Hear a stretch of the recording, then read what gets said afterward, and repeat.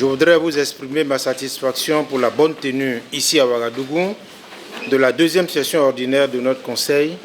au titre de l'année 2024. Je salue la qualité de nos échanges qui, comme à l'accoutumée, traduit la détermination de notre organe à contribuer significativement à la consolidation du processus d'intégration au sein de l'Union. À cet égard, je me réjouis de l'adoption du projet de rapport de la surveillance multilatérale au titre du premier semestre 2024, véritable tableau de bord des perspectives économiques et financières des États membres.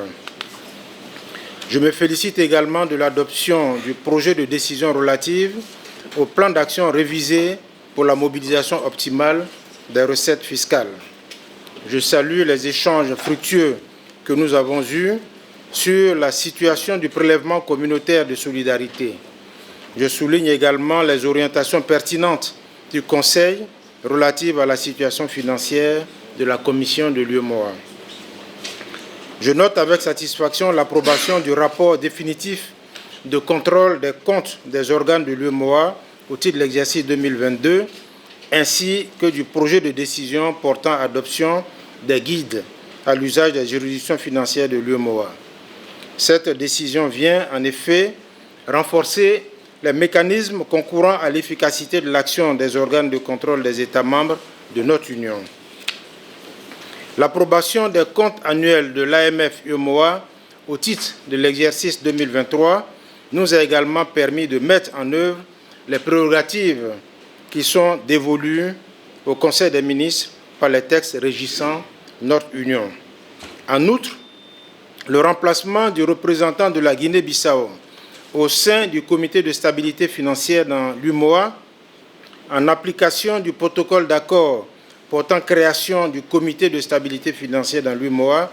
permet d'assurer la représentation de cet État au sein de cette instance. Par ailleurs,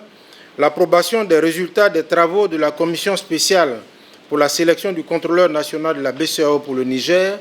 au titre des exercices 2024 à 2029 permet d'achever ce processus essentiel pour la vérification des comptes de l'Institut d'émission. S'agissant de la présentation du point sur l'état d'adoption des textes communautaires, principalement les lois uniformes adoptées par notre Conseil en 2023, elle nous invite à une accélération des procédures requises en vue de leur insertion dans nos ordonnancements juridiques nationaux afin de permettre l'atteinte des objectifs visés par ces importantes réformes de notre secteur bancaire et financier. Enfin, la levée des immunités et privilèges de la BOAD dans le cadre de la proposition de mise en place d'un concours garanti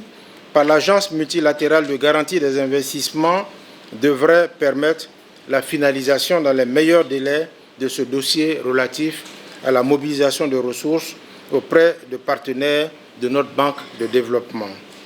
Chers collègues, il m'est agréable de vous réitérer ainsi qu'aux chefs des organes et institutions de l'Union mes remerciements pour la qualité de nos échanges qui ont permis de passer en revue tous les points inscrits à l'ordre du jour de notre session.